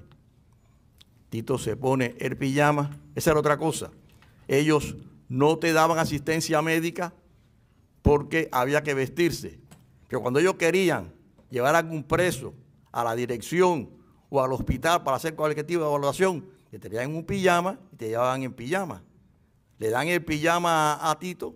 Tito va al cubículo calabozo donde se encuentra a Piri en una cama casi desnudo, amarrado, le tienen puesto un suero, y en otra cama está Estevita también desnudo con una sábana por arriba. Cuando está Tito ve a su hermano, trata de hablar con él, de ver cómo se encontraba, pues de momento siente que Estevita empieza a quejarse. Él se acerca donde está Estevita y Estevita quiere como decirle algo, pero lo que hacía era un gorgojeo, no se entendía lo que decía. Una primera, expira y muere. Llevan a Tito de nuevo para el pabellón. Desde que llega a la puerta del pabellón, dice, eran ya bastante tarde en la noche, dice, Estevita murió. Figúrese, la situación que nosotros nos encontramos, al saber de que ya el espectro de la muerte estaba entrando en el pabellón, no sabíamos cuál iba a ser nuestra situación futura, porque muchos ya estábamos padeciendo de muchas enfermedades y estábamos casi deshidratados, ya inclusive ya con algunos con parálisis, y no sabíamos lo que iba a pasar. Eso fue el día 4 de febrero del año 72. A los pocos días viene el oficial de guardia, llama a Tito a la reja, era por la tarde, el día 7 de febrero, y le comunica que su hermano Piri había muerto. Que le iba a dar pasar un telegrama a la familia para comunicárselo. Ya llevamos 2 muertos de este proceso psicobiológico de la prisión de Boniato. El régimen trató de más o menos cambiar la situación, empezó a darnos un poco mejor la alimentación, le daban agua con azúcar para tratar de que la gente se recuperara. En una oportunidad, pues, te sacaron unos días al patio para que cogiera un poco de sol y así, pues, ir más o menos aliviando la situación y hacer más tenue el proceso, pero seguía con la incomunicación. Llegamos al mes de abril del año 74. En la celda 13 está José Ramón Castillo del Pozo, Castillito, que está también bastante delicado. Con él se encuentra Gancedo. Por la noche del día 1 de abril, ya pasado el recuento de las 11, Gancedo empieza a gritar que Castillito se estaba muriendo, y enseguida nos levantamos y empezamos a golpear fuertemente las puertas para hacer que viniera el oficial de guardia. Siempre venía acompañado con un pelotón con la guarnición a ver lo que estaba pasando. Le dijo que abriera rápidamente para la celda donde se encontraba Castillito tirado en el suelo. Se le dice a Gancedo que trate con una cuchara de estirarle la lengua para que no se ahogara, y se mandan a buscar una camilla, se llevan a Castellito para el hospital, ya era avanzada la noche, lo dejan ahí en el portal afuera del hospital y allí lo dejan, van a la dirección, parece que no había orden de ingreso y no lo ingresan.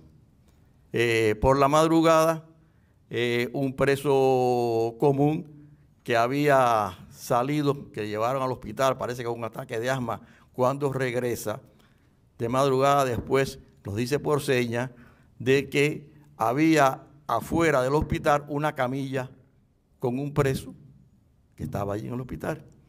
O sea, Castillito murió la madrugada del día 2 de abril del 74, sin asistencia médica, lo dejaron morir allí afuera del hospital.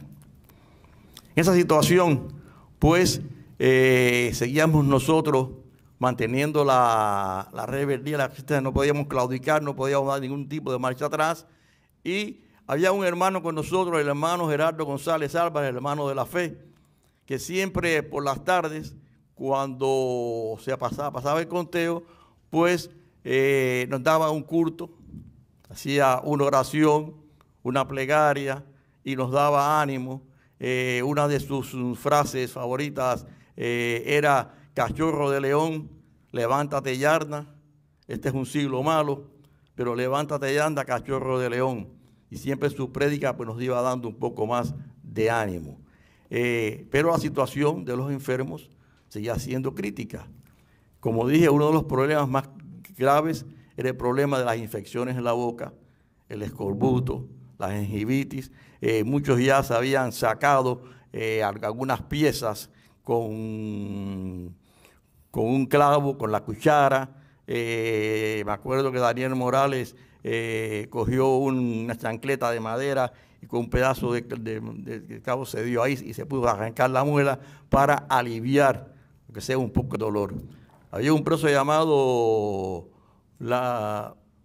Laureano Valdés Gallardo, Cuco, que vivía en la celda 5. En la 7 al lado estaba el hermano de la fe con Enrique Díaz Correa. Y Cuco ya tenía mucho malestar en la boca, pasaba las noches sin dormir. Se había reportado el caso de él en varias oportunidades, pero siempre era negativa, que había que vestirse para ir al médico. Días antes, pues por la noche se da un traqueteo porque empiezan a decir que Cuco se está quejando y viene el oficial de guardia con los militares, se le informa la situación que tiene Cuco y pues efectivamente eso fue el día 30 de agosto que no podían llevarlo. Pasamos al otro día, el 31, se vuelve otra vez la crisis, se le dice que aunque sea trajeran una pinza para sacarle la muela, no se puede hacer y se le da un plazo para el otro día para que vinieran a ver la situación, de resolver el problema. El día 1 de septiembre se avisa al oficial de guardia qué es lo que había con el caso de Cuco y dice que no, que tenía que vestirse. Eso fue una bomba detonante. Empezamos a golpear las rejas, empezaron a abrirse las rejas, nos tiramos para el pasillo, llegó la guarnición, rodearon el pabellón, empezaron a tirar y enseguida pues vienen algunos para afuera, tratan de subir, llegan y el hermano de la fe le dice a Quique, si vamos a morir, que sea con honor. Sale para el pasillo, cuando empieza la balacera, con los brazos en cruz, va para adelante y dice, perdónalo, Señor, que no saben lo que hacen. En eso una ráfaga le da en el pecho, le da en la garganta y cae desplomado el hermano de la fe. Enrique Díaz Correa, que trató de auxiliarlo, le dan 5 tiros, igual que a Onofre Pérez, hubieron más de 20 heridos de bala, los demás fuimos golpeados y tuvimos que pasar después por el pasillo donde estaba la sangre del hermano de la fe, diciendo, perdónalo, Señor, que no saben lo que hacen. Y nosotros decimos, justicia, Señor, que sí saben lo que hacen.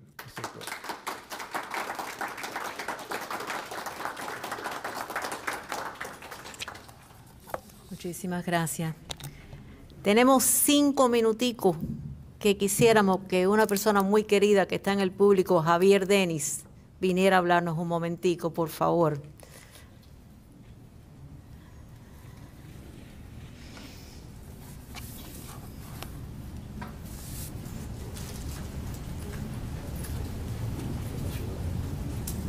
¿94? ¿Eh? 94, 90. Es un baby.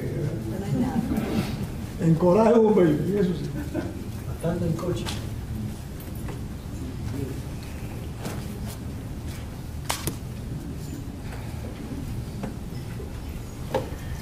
Voy a tratar de ser muy breve. Y voy a narrarle nada más que mi experiencia como guerrillero.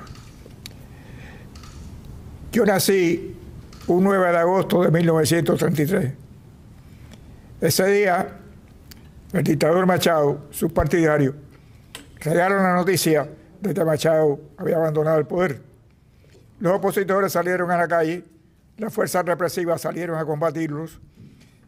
Mi mamá estaba ingresada en la clínica de Galicia, ya había tenido a mí de parto. En la clínica entraron algunos opositores, los policías los persiguieron, se formó un tiroteo. Mi mamá me cargó, me metió debajo de la cama y vio en la puerta del cuarto que era acribillado a balazos un médico que venía caminando por el pasillo. Es decir, nací marcado por la violencia. Yo comencé a estudiar en la Universidad de La Habana en el año 1952. Batista dio el golpe de Estado. Me uní a los estudiantes que bajaron a protestar frente al Palacio Presidencial y allí comenzó mi lucha con el movimiento 26 de julio como miembro de los grupos de acción y sabotaje. Tuve que asilarme en Ecuador por una situación que pasó en la cual murieron 3 compañeros de nosotros y 2 policías y la persecución en contra mía se acentuó.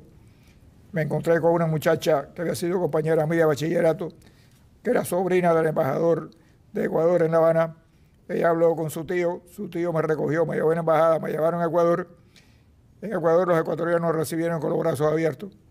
Cuando cayó Batista regresé a Cuba y comencé a trabajar. A mediados del año 59 ya me empecé a dar cuenta de que aquello estaba cambiando. Varios compañeros, que habían sido compañeros míos dentro del 26 de julio en la fila de acción y sabotaje, me contactaron y me invitaron a que formara parte del movimiento 30 de noviembre. Formé parte del movimiento 30 de noviembre, volviendo a hacer lo mismo que había hecho contra Batista, es decir, acción y sabotaje. En el año 1960, el movimiento me nombró para que yo abriera un frente guerrillero en la Sierra Maestra. Me llevaron a la provincia de Bayamo, de la provincia de Bayamo a la Campechuela. Allí contacté a los hermanos Ávila Rivera. Ellos me llevaron a un punto en la Sierra Maestra llamado El Cilantro, yo solo. Y allí esperé que fueran llegando las armas que de diferentes modos habíamos podido obtener y guardado en casa de miembros del movimiento como Alfredo Elías, sus primas Naida y Mema, Ana María Alonso, personas de un valor más que extraordinario. Guardaron las armas, nos las fueron enviando, yo las fui recibiendo, sacando de sus envases, armándolas y preparándolas para cuando llegaran los grupos guerrilleros. Así estuve más de un mes. No quiero contarle lo que es estar solo en medio de la montaña en la Sierra Maestra. ¿Ok? Pero bueno, fueron llegando los grupos guerrilleros, fuimos armando Allí conocí personas extraordinarias, como el que fue nombrado jefe de la guerrilla, Fernando del Valle Galindo. Había sido capitán del ejército rebelde, un hombre de un valor y un coraje extraordinario. Su segundo al mando, Raimundo Emeterio López Silvero, también un hombre de extraordinario valor. Junto a mí había otros, como un haitiano que nos sirvió de guía, Baldomero Publies, un hombre con un instinto extraordinario. Él, por ejemplo, iba al frente del grupo guerrillero, se detenía y decía un momento, caminaba solo, avanzaba solo, en silencio, porque oía las voces de los milicianos que estaban en el cerco, olía el humo de los cigarros que estaban fumando. Y Fernando, que era muy inteligente, cogía un punto del cerco, nos ponía a un grupo de 4, 5, 6 con los fusiles, abríamos fuego al mismo tiempo contra ese punto.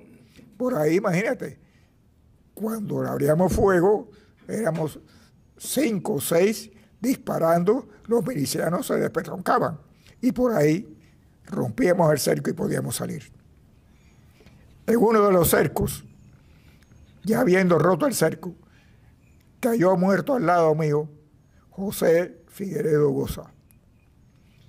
Y un poco más adelante cayeron muertos otros dos, Plácido Almeida y Sabino Cedeño.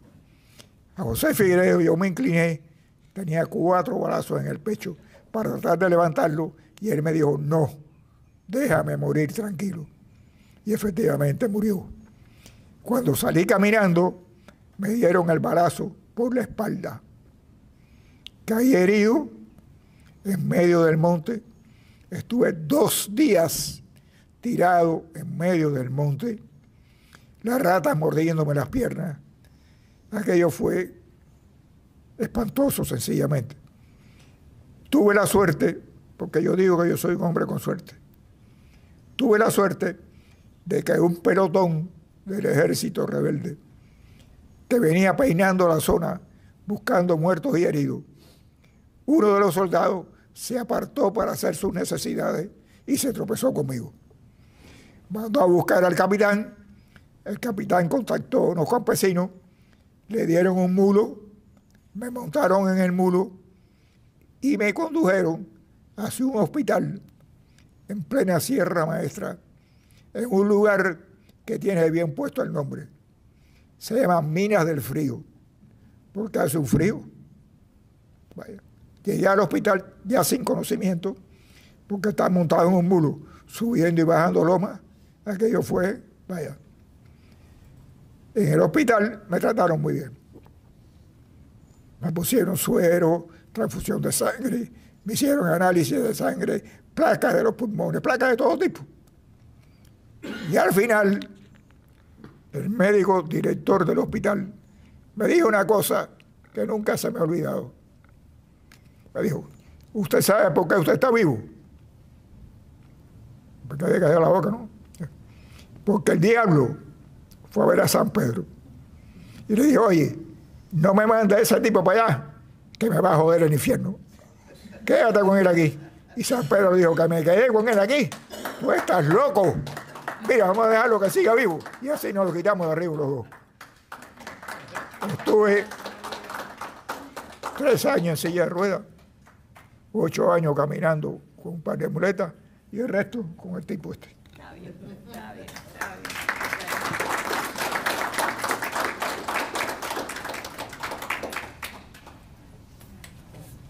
Anuncia tu libro ahí. Carmen. Di el del libro ya. Menciona el Quiero libro. darle a la gente un dato curioso. Sí, ok. Una de las cosas Un dato curioso.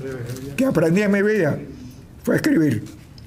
Que eso lo aprendí en esa universidad que fue la prisión. Yo tengo escrito 20 libros. El último que tengo escrito es este. En este libro yo relato la historia de la lucha del pueblo cubano por vivir en libertad. Empezando por narrar la historia de la rebelión del indio Atoy. Después, la guerra de independencia, la guerra de nosotros en la Sierra Maestra contra Fidel Castro y datos del Instituto de la ONU, de la Organización de la ONU, en el cual habla de lo que era Cuba hasta 1960. ¿Ok?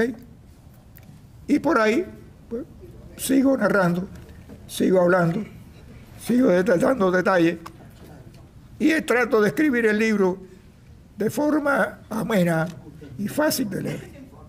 ¿Ok? Gracias, Javier. Muchas gracias. Señores, nos quedan 6 o 7 minuticos. Sheriff quiere decir algo muy rápido porque se nos acaba el tiempo. Un dato curioso. Quizás la mayor parte de ustedes hayan visto en los noticieros últimamente que el secretario de Vivienda, el secretario de la Navegación de la Marina de los Estados Unidos visitó Miami, tuvo varios actos e inclusive un submarino le pusieron el nombre de Miami y se lo dieron a bautizar a Gloria Estefan. Pero el dato curioso que muchas casi seguro no saben es que ese secretario del Navy llegó jovencito de Cuba y que el padre de él fue preso político en Cuba, al cual yo conocí. Oiga eso, oiga eso. Vamos, Silvia. Quería nada más agregar una cosa, después de haber oído todos estos testimonios que la verdad es que sacuden el alma. Mientras haya hombres como los que han descrito los testimoniantes de su persona y de personas que lo acompañaron, y mujeres como las madres cubanas que han dado tanto, desde la de Cuba, desde la presa, desde la esposa a la que llegó aquí al exilio sin nada y tuvo que echar para adelante, mientras que los esposos, los hombres y los hijos luchaban por rescatar la patria.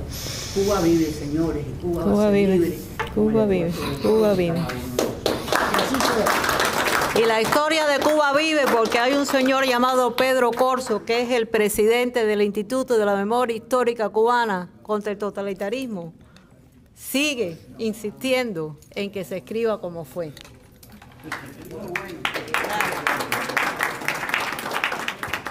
Muy buenas tardes y gracias a todos una vez más por apoyar todas las cosas que hacemos acá en el Instituto. Quiero felicitar a Carmen por haber organizado esta conferencia tan singular. Te felicito. Ha organizado una conferencia que ha recogido testimonios de que patriotas cubanos murieron ante el paredón de fusilamiento, pero que patriotas cubanos también murieron con las armas en las manos. Y también que patriotas cubanos, tratando de expresar solidaridad y amor a sus coterráneos en Cuba, murieron en el aire. O sea, yo te felicito por haber hecho una cosa tan bien hecha, Carmen. Yo tengo un testimonio muy dramático. Yo también los he visto partir, desgraciadamente. Me dices el tiempo, Carmen, por favor. En el año 64, no sé si antes, y el Quechole, que es uno de nuestros héroes vivientes. Hay quien dice que eres un mártir porque él está ya, por la edad que tiene tan avanzada, pues no está muy bien, dicen. Pero no, el Quechole no es un mártir. El Quechole es un héroe viviente en toda la extensión de la palabra. Y el Quechole estaba en la seguridad del Estado en Santa Clara cuando yo llegué. Lo recuerdo. Estaba tirado. Si ¿Eras tú o Borges el que estaba en la carretilla? Era Borges que estaba en la carretilla. Había un compañero nuestro que ya falleció, que tenía más de una decena de balas en el cuerpo. No se podía mover, tenía 16 o 17 años. No se podía mover porque todas sus articulaciones estaban dañadas por los disparos. El Quechole fue un hombre muy especial para todos nosotros, porque nosotros éramos jóvenes, teníamos 19 y 20 años, pero el Quechol era todavía mucho más joven que nosotros, porque había cogido un fusil contra el castrismo con solo 17 años de edad. Por eso yo pido un abrazo aquí para el Quechole. Un aplauso fuerte, porque se lo merece. Y así ha continuado la lucha. Cuando yo llegué a Seguridad del Estado, repito, estaban ellos y habían otras muchas personas. Estaba Esquija Rosa, que lo fusilaron. Estaba el negro Babito y un blanco de Congoja, que no recuerdo su nombre. Los dos, Espín. Eran dos jóvenes, dos muchachos jóvenes. Uno negro, negro, negro y el otro blanco, blanco, blanco. Y los dos habían estado alzados en la zona del sur de la provincia de Las Villas y Matanzas. En la zona de Luis Molina. Es una zona muy convulsa en esos años, llano puro, pantano, pero con hombres de mucho valor y mucho coraje. Entonces, a estos muchachos los fusilaron también. Pero todavía yo no había asimilado la seguridad del Estado. La asimilé una noche. En Santa Clara no le hacían juicios, al menos en el año 64, a las personas que iban a ejecutar. Las llamaban en la mañana al rastrillo, ¿te acuerdas, Quechole? Las llamaban en la mañana al rastrillo y le decían: Luis de la Paz, en caso de que te ocurra algo, ¿a quién le entregamos tus pertenencias? Eso significaba que Luis de la Paz estaría fusilado sobre las 7 de la noche. Eso se lo hicieron a Mariano Soriano, un hombre que había ido de Estados Unidos, digo según él, lo que él nos contó, había ido de Estados Unidos a Cuba para rescatar, para sacar a su familia, a su mujer y a su hija de la ciudad de Matanzas, donde ambas vivían. Pero lo agarraron con un discharge de las Fuerzas Armadas de los Estados Unidos. ¿Se dice así, sheriff? Bueno. Con un discharge, con un descargo de las Fuerzas Armadas, con una placa, lo agarraron y lo agarraron con un M1. Eso fue suficiente para que esa mañana del 29 de abril de 1964 le dijeran: en caso de que te pase algo, ¿a quién le entregamos tus pertenencias? Él repartía la comida a los presos. Le entregaban la comida y él no repartía la comida en unos platos de lata. Y ese día, sabiendo que lo iban a fusilar, repartió la comida, el almuerzo y la comida. Recuerdo que estaba el negro Matías Dréquez Bernal, mi compañero de causa, otro hombre de gran coraje, de gran valor, que no quería comer. Y Mariano Soriano, que estaba repartiendo, no lo olvido nunca, frijoles colorados, plátanos salcochados, carne rusa, que yo era uno de los pocos cubanos a los que les gustaba, carne rusa y arroz blanco. Y aquel hombre le ha dicho a Matías Dréquez Bernal: ¿qué te pasa? ¿Por qué tú no vas a comer? Dice: porque yo no puedo comer. Matías prácticamente llorando, como estoy yo a punto de hacerlo.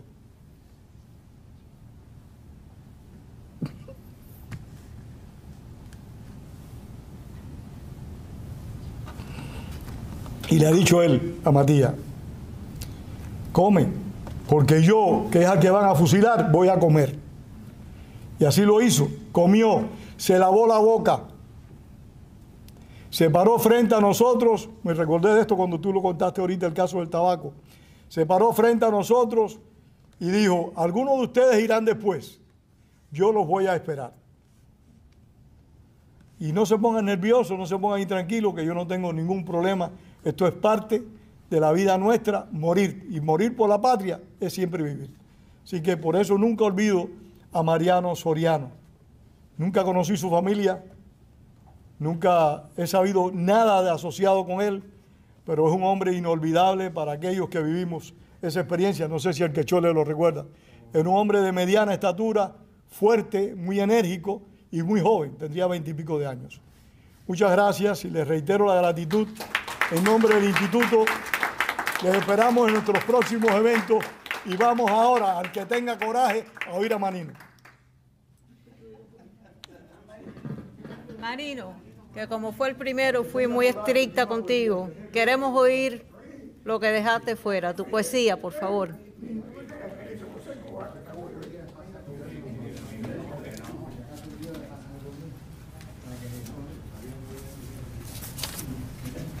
Voy a ver si me acuerdo de una poesía que yo hice. Dura 1 minuto. Por favor, Pedro, tranquilízate, que tú eres un hombre ya de edad. El problema es que en septiembre del año 61 fusilaron a muchas personas allá en Boniato, entre ellos a Fernando del Valle Galindo y a Raimundo Emeterio López Silverio, que estábamos en el pabellón de la muerte todos. Entonces, yo me salvé, y entonces yo hice una poesía para todos ellos y se la di a Pedro Guerra, que era compañero mío, hermano mío, fundador con Macanosa, etcétera, etcétera, del Demócrata Cristiano. Esta poesía se publicó como unas octavillas que fue propaganda en el clandestinaje. Dice así: cuánto los quería y se los llevaron cuando amanecía y los fusilaron. Eran hombres fuertes, jóvenes y sanos. Lástima la muerte de tantos cubanos. Eran campesinos, también militares, hombres convencidos de sus ideales. Contra el comunismo con firmeza lucharon, llenos de heroísmo, su vida acabaron, pero ellos no han muerto, pues son manantiales en este desierto de calamidades. Marco, Fon, no los olvido, en lo hondo de mis penas, por la sangre de mis venas, corren sus muertes conmigo. Cheche, Nelson, Mariano, son la luz y guía que alumbran la vía del pueblo cubano. Aníbal, Fran, Fernando, ustedes no han muerto. En sus tumbas, yertos, aún siguen luchando.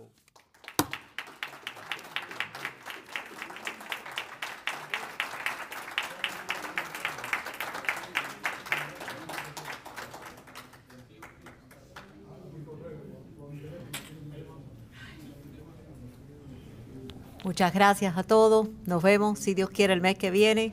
No olviden el documental que vamos a dar.